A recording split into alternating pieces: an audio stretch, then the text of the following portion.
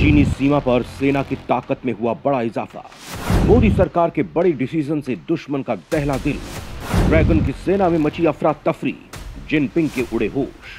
दोस्तों, दुश्मन चीन को देखते हुए भारत सेना की हर छोटी बड़ी जरूरतों को पूरा कर रहा है। भारत छोटे से छोटे पहलू पर ध्यान दे रहा है। किसी भी वजह से चीन देश पर हावी ना हो सके। भारत की बढ़ती ताकत से चीन परेशान हो रहा है। वो बेहद खौफ में है। उसे अब डर सताने लगा है कि भारत कभी भी एलएसी को आजाद करा सकता है। दोस्तों, चीन भारत के कई अभिन्न अंगों पर दावा कर रहा है। चीन की इस गुस्ताखी से नाराज भारत ने उसका तगड़ा इलाज करना शुरू कर दिया है। भारत ने ताइवान को अपना समर्थन देना शुरू कर दिया है। उसके साथ ही रिश्ते बढ़ा रहा है। इसके अलावा वियतनाम, जापान, मंगोलिया सबके साथ रिश्ते बनाकर चीन की घेराबंदी कर रहा है। भारत के एक्शन से चीन बेहद सदमे में है। वो कोशिश कर रहा है कि किसी तरह भारत को शांत किया जाए, लेकिन भारत ने अब फैसला कर लिया है कि शुरुआत चीन ने की है, लेकिन अंत अब भारत करेगा। इसके लिए भारत ने ऑपरेशन F-INSAS चला रखा है, जिसके अंतर्गत सेना को हल्के और ताकतवर हथियार सौंपे जा रहे हैं। सेना को तकनीकों से लैस किया जा रहा है। सैनिकों की छोटी छोटी परेशानियों को दूर किया जा रहा है। सेना की क्षमता बढ़ाने की कोशिश की जा रही है।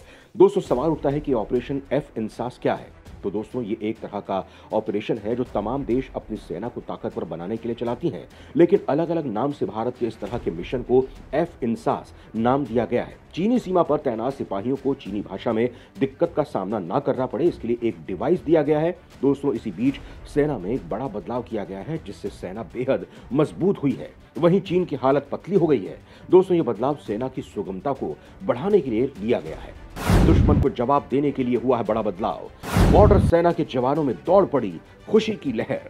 दोस्तों, भारत तिब्बत सीमा पुलिस ने अपने एक महत्वपूर्ण कैडर पशु परिवहन विंग के संगठन में बहुत ही महत्वपूर्ण बदलाव किया है। इस विंग में ऐसे जानवर शामिल होते हैं जो चुनौती भरे दुर्गम, बर्फीले और पहाड़ी इलाकों में तैनात जवानों तक हर जरूरी सप्लाई पहुंचाने की जिम्मेदारी अपने कंधे पर लिए हुए हैं। चाहे मौसम कितना भी विपरीत हो, शून्य से कितनी ही डिग्री तापमान नीचे हो, बर्फ का बवंडर उठा हो, आईटीबीपी का यह दस्ता अपनी ड्यूटी में जुटा रहता है, क्योंकि इनके ऊपर जवानों को किसी तरह की दिक्कत ना हो, उसे निभाने की जिम्मेदारी है। भारत चीन के बीच वास्तविक नियंत्रण रेखा की सुरक्षा की जिम्मेदारियां संभाल रही भारत तिब्बत सीमा पुलिस ने अपने पशु परिवहन कैडर को और मजबूत करने की दिशा में बड़ा कदम उठाया है। आईटीबीपी के इस विंग पर याक, खच्चर और टट्टुओं के माध्यम से हिमालय के दुर्गम इलाकों और ऐसे पोस्ट तक जवानों तक रसद आपूर्ति के अलावा बाकी चीजें पहुंचाने का जिम्मा है।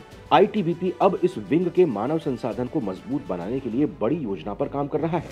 इसके तहत पिछले हफ्ते 64 कर्मियों को हेड कांस्टेबल की रैंक से असिस्टेंट सब इंस्पेक्टर की रैंक में प्रमोशन दिया गया। इसी साल गृह मंत्रालय ने लद्दाख से अरुणाचल तक हिमालय की रक्षा करने वाली आईटीबीपी के पशु परिवहन विंग में पहली बार एएसआई के पद के लिए नियमों में बदलाव किया और उसके बाद 2 महीने से भी कम समय में डिपार्टमेंटल प्रमोशन कमेटी ने इन नियुक्तियों की प्रक्रिया पर मोहर लगा दी है और इस संबंध में आदेश भी जारी कर दिया गया है। भारत तिब्बत सीमा पुलिस के जवान लद्दाख, उत्तराखंड, हिमाचल प्रदेश, सिक्किम से लेकर अरुणाचल प्रदेश तक देश की पश्चिम उत्तर सीमा से लेकर उत्तर पूर्व की सीमा की रखवाली करते हैं। पहाड़ की लड़ाई के लिए प्रशिक्षित इस सशस्त्र बल के पशु परिवहन विंग में खच्चर, टट्टू और याक शामिल होते हैं। इस विंग पर 3488 किलोमीटर लंबी भारत चीन वास्तविक नियंत्रण रेखा के दुर्गम इलाकों में जवानों तक लॉजिस्टिक, हथियार, रसद, ईंधन के अलावा रख रखाव के लिए जरूरी तमाम जरूरी सप्लाई बनाए रखने की जिम्मेदारी है। आईटीबीपी की तैनाती देश के कई बहुत ही ऊंचाई वाले दुर्गम जगहों पर भी है। ये 18,000 फीट से ज्यादा ऊंचाई पर तैनात हैं और ऐसी जगहों पर भी है जहां तापमान शून्य से काफी नीचे रहता है। ये भारी बर्फबारी में ड्यूटी देते हैं और बर्फ के तूफानों में भी डटे रहते हैं। आईटीबीपी का ये विंग एंटी सबोटाज और आतंकवाद रोधी K9 प्रशिक्षण केंद्र भी चलाता है। ये वीआईपी सुरक्षा और नक्सल विरोधी अभियानों के साथ ही विभिन्न सुरक्षा जरूरतों के लिए पेट्रोलिंग, असॉल्ट और स्नाइपर डॉग को तैयार करता है।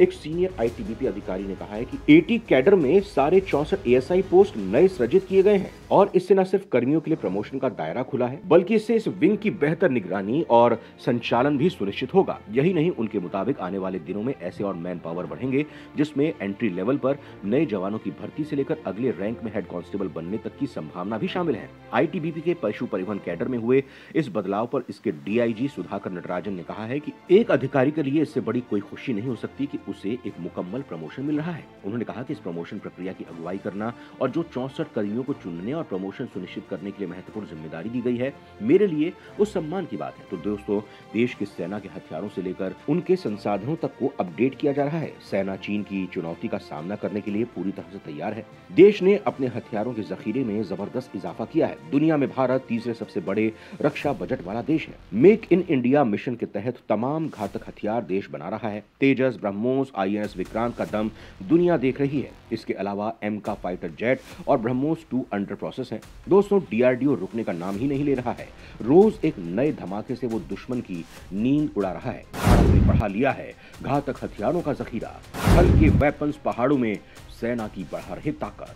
दोस्तों, चीन को बर्बाद करने के लिए देश ने Rafale fighter jet S-400 missile defence system तैनात कर रखे हैं। इसके अलावा बम बरसाने के लिए Tu-160 बॉम्बर की डील फाइनल हो चुकी है।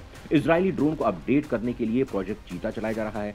दोस्तों, मार्च 2012 में इजराइल वेपन्स इंडस्ट्री ने ऐसी लाइट मशीन गन्स को डेवलप करने का ऐलान किया जो हर तरह के युद्ध में कारगर साबित हो सकता है। इसकी पहली झलक उस साल भारत में हुई डिफेंस एक्सपो और चिली में हुई एरोस्पेस फेयर में देखने को मिली थी। नेगेव दुनिया की इकलौती ऐसी लाइट मशीन गन है जो सेमी ऑटोमेटिक मोड और सिंगल बुलेट शूटिंग के लिए प्रयोग की जा सकती है। नेगेव को इजराइल की डिफेंस फोर्सेस भी प्रयोग करती है। दोस्तों, सेमी ऑटोमेटिक फायरिंग की वजह से इस मशीन गन को युद्ध की स्थिति जिसमें अचानक हमला, करीब से हमला होने पर आसानी से प्रयोग किया जा सकता है।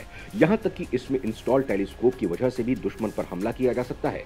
ऑटोमेटिक मोड में ये मशीन गन 1 मिनट में 700 से ज्यादा गोलियां फायर कर सकती है। सिर्फ 8 किलोग्राम की इस मशीन गन को कहीं से भी फायर किया जा सकता है। यहाँ तक कि हेलीकॉप्टर, टैंक और नौसेना के जहाज से भी इस मशीन गन से फायरिंग की जा सकती है। इसमें लगा गैस रेगुलेटर इसे मुश्किल परिस्थितियों में एक्स्ट्रा पावर देता है। इस खासियत की वजह से इसे धूल और कीचड़ में भी ऑपरेट किया जा सकता है। गलती से फायरिंग ना हो, इसके लिए इसमें 4 तरह के सेफ्टी फीचर्स भी दिए गए हैं। नेटो सेनाएं भी इसका प्रयोग कर रही हैं। दोस्तों, ये जानकर आपका सीना गर्व से चौड़ा हो जाएगा कि 2020 में भारत के रक्षा मंत्रालय ने इजराइल के साथ करीब $121 लाख के साथ एक डील साइन की थी। इजराइल वेपन्स इंडस्ट्री के साथ हुई इस डील के 16,479 नेगेव लाइट मशीन गन को खरीदने पर रजामंदी बनी थी। भारत आने से पहले इस हथियार को कई तरह के टेस्ट और परीक्षण से गुजारा गया है।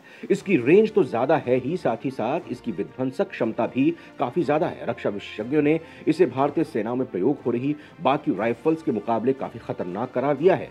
इस LMG को खरीदने का फैसला मार्च 2020 में लिया गया था। उसी साल मई में चीन के साथ लद्दाख में तनाव की शुरुआत हुई थी। इस तनाव के बाद फैसला लिया गया है कि पाकिस्तान से सटी LOC और चीन के साथ सटी LAC पर इसको तैनात किया जाएगा। दोस्तों, चीन को सबक सिखाने के लिए भारत हर मोर्चे पर पूरी तरह से तैनात है। तो दोस्तों, भारत आर्थिक, सामरिक और रणनीतिक तीनों तरीके से चीन को घेरने में लगा हुआ है और चीन को भी अंदाजा हो गया है कि उसने शुरुआत तो कर दी है लेकिन अंत भारत ही करने वाला है।